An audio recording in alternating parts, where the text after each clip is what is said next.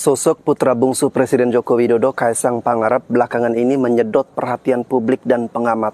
Hal tersebut karena Kaesang melakukan aksi borong saham frozen food hingga puluhan miliar dan berbuntut panjang. Lantaran penasaran dengan sumber dana puluhan miliar tersebut, jumlah pihak pun mendesak KPK turun tangan memeriksa kekayaan Presiden Jokowi dan keluarganya. Salah satu pihak yang menyuarakan hal tersebut ialah pentolan PA212 Novel Bamukmin yang turut mencurigai harta kekayaan yang dimiliki oleh Kaesang. Novel dengan lantang menyuarakan seperti ini, KPK harus berani mengaudit harta Jokowi dan keluarga Jokowi.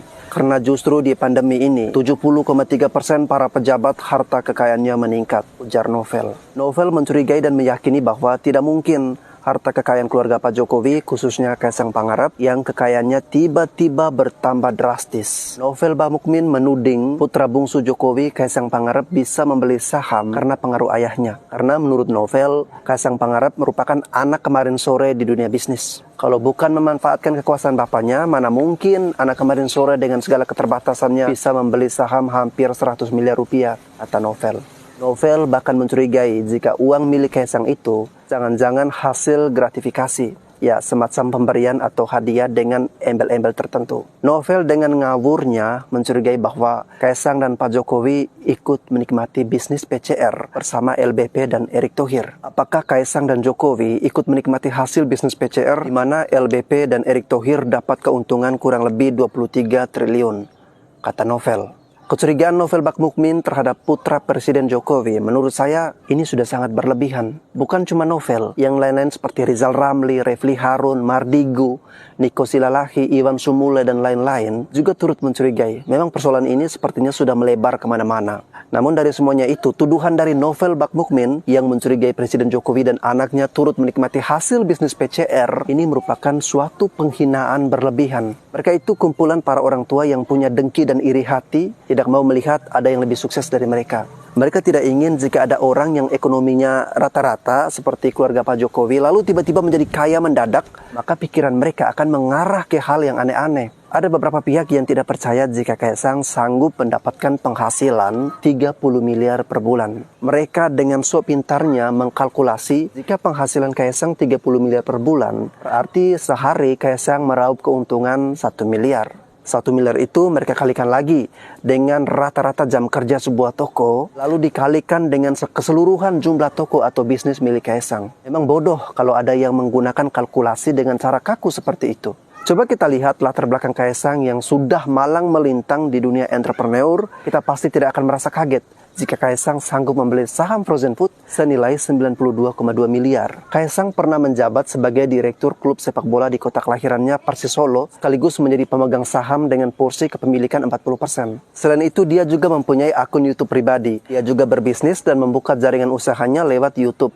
Selain itu, lewat YouTube, Kaesang secara tidak langsung juga banyak mempromosikan brand ataupun bisnis miliknya. Coba bayangin penghasilan dari YouTube, kemudian hasil endorsement dan lain-lain dari YouTube.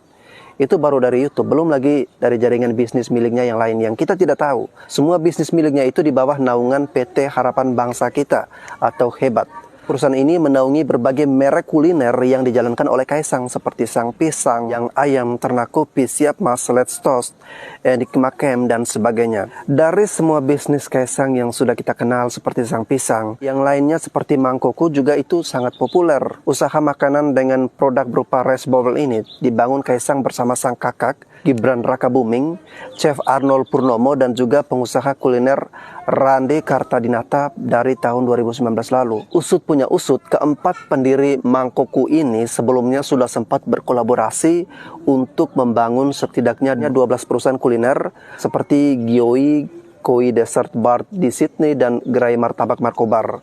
Jadi kebayangkan jumlah penghasilan Kaesang dari berbagai lini bisnisnya. Pastilah dia sanggup membeli saham yang sebenarnya receh di angka puluhan miliar untuk ukuran para pembisnis kelas menengah ke atas. Anak-anak mantan presiden yang lain itu mainnya sampai triliunan. Tapi nggak ada yang berani bersuara kecuali Denny Siregar dan Ade Armando. Orang seperti Novel Bamukmin ini seharusnya malu. Karena anak baru kemarin sore tapi sudah bisa sukses dan melebihi kemampuan daripada Novel yang sudah berusia tua namun masih terbelenggu dalam kemiskinan akibat pekerjaannya yang cuma ngandalin bisnis nasi bungkus saat berdemo. Novel seharusnya malu. Anak kemarin sore sudah punya omset miliaran dari hasil usaha dan kerja kerasnya sendiri. Daripada Novel yang mengandalkan belas kasihan dari bohir-bohir, namun kini bisnis demonya sepi karena umat sudah muak dan sudah mulai sadar melihat aksi-aksi Novel yang tidak jelas arah dan tujuannya. Oke teman-teman, sekian dan terima kasih.